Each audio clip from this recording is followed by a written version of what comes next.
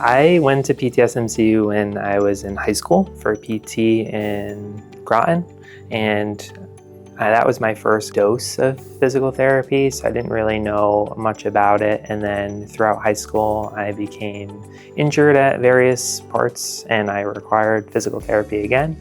And I thought that was pretty cool, not getting injured, but the physical therapy side of things. So that is kind of the big thing that drove me to become a PT. I started working as a physical therapist here at PTSMC probably 3 months before joining the residency program.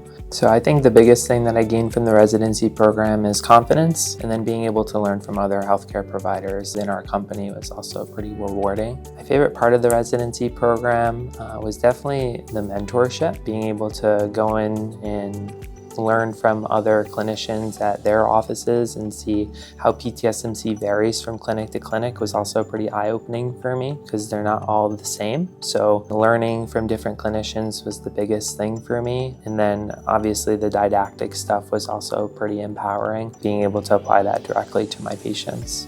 My confidence definitely grew from thinking about my clinical experience prior to the mentorship versus after the mentorship. There were quite a few things that I learned in the orthopedic residency program in comparison to my didactic portion of PT school. I think the big thing is the manual skills. You go really in depth with different body regions that you don't necessarily go to or learn in school. In doing so, I feel like from my previous experiences at my clinical rotations, I was taught well how to treat those patients, primarily treating impairments and findings based on the exam. But I feel like after the residency, really continue to offer a higher level of care that I wasn't able to offer before.